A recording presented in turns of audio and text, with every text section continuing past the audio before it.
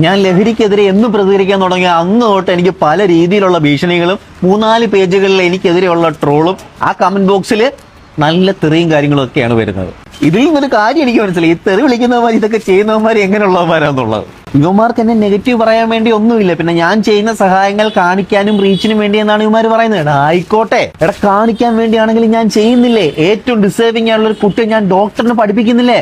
എടാ 1-2 രൂപ പോരാ, 10-50 ലക്ഷം രൂപയ്ക്ക് മേളിൽ വേണമത്. അതുപോലെ കേരളത്തിനൊരു ദുരന്തം ഉണ്ടായപ്പോൾ ഞാൻ സ്വന്തം വണ്ടി വിട്ടുകൊടുത്തില്ലേ? അതുപോലെ ഇനി ഒരു ദുരന്തം ഉണ്ടായാലും ഉണ്ടാവാതിരിക്കട്ടെ, എല്ലാ സജ്ജീകരണങ്ങളോടും കൂടി ഞങ്ങളൊരു വണ്ടി ലക്ഷങ്ങൾ മുടക്കി കേരളത്തിന് വേണ്ടി പണിഞ്ഞിറക്കിയില്ലേ? അങ്ങനെ എന്തെല്ലാം കാര്യങ്ങൾ നമ്മൾ കാണിച്ചും കാണിക്കാതെ എല്ലാം ചെയ്തേക്കുന്നു. എടാ ഈ കുറ്റം പറയാൻ നീയൊക്കെ എന്തെങ്കിലും ചെയ്തിട്ടാണ് ഈ പറയുന്നെങ്കിൽ അതിനൊരു അന്തസ്സുണ്ട്. അപ്പൊ നീയൊക്കെ ഒറ്റ മൈൻഡിൽ പറയും ഞങ്ങൾ കാണിക്കാതെ ചെയ്യുന്നുണ്ട്, തേങ്ങ ചെയ്യുന്നുണ്ട്. നീയൊക്കെ ചുമ്മാ വന്ന് ഇങ്ങനെ കൊണ അടിക്കാൻ എല്ലാവർക്കും പറ്റും, അത് ചെയ്ത് കാണിക്കാനാ പാട്.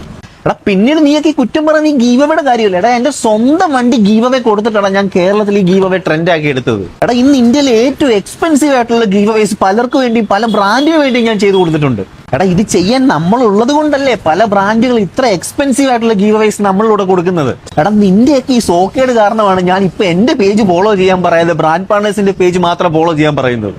എടാ ഈ ഗീവവേസ് കിട്ടി എത്രയോ പേരുടെ ജീവിതമാണ് മാറി പറഞ്ഞിട്ടുള്ളത്. പിന്നെ ഈ ഗീവ് അവേ ചെയ്ത് കൊടുക്കുമ്പോൾ എനിക്ക് കിട്ടുന്ന ക്യാഷിന്റെ ഭൂരിഭാഗവും ഞാൻ പല നല്ല കാര്യങ്ങളും ചെയ്യുന്നുണ്ട്. ഇൻസ്റ്റാഗ്രാം എന്ന് പറയുന്ന ആരുടെയും കുടുംബസ്വത്തല്ല, ആർക്കും ആരെയും കുറ്റം പറയാം, ആർക്കും ആരെയും ട്രോളാം. പക്ഷെ ആ ചെയ്യുന്നതിനൊക്കെ ഒരു എത്തിക്സ് വേണം.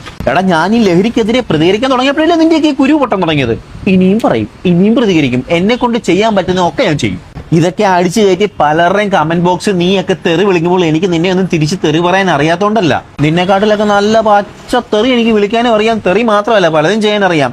എന്റെ വീട്ടുകാരെ പറഞ്ഞവന്മാരുടെയൊക്കെ ഇൻബോക്സിൽ പോയിട്ട് നല്ല പച്ച തെറി ഞാൻ വിളിച്ചിട്ടുണ്ട്. എനിക്ക് അതിലൊന്നും ഒരു മടിയില്ല, ഒരു പേടിയില്ല. പിന്നെ ഞാൻ ചിലതൊക്കെ അറിഞ്ഞുകൊണ്ട് കണ്ടില്ല എന്ന് വെക്കുന്നതാണ്. പിന്നെ ഈ നെഗറ്റീവ് പറഞ്ഞ് ഈ തെറി വിളിക്കുന്നവരെ ഞാൻ അങ്ങ് ബ്ലോക്ക് ആക്കാം, വേറെ ഒന്നുമല്ല.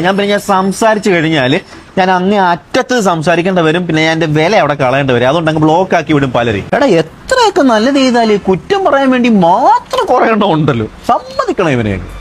എണ്ണം പറഞ്ഞ് കുറെ കാര്യങ്ങൾ പറഞ്ഞല്ലോ, ഇതൊക്കെ കേട്ടിട്ട് നമുക്കാർക്കും ഒന്നും പറയില്ലെന്നാണ് വിചാരം.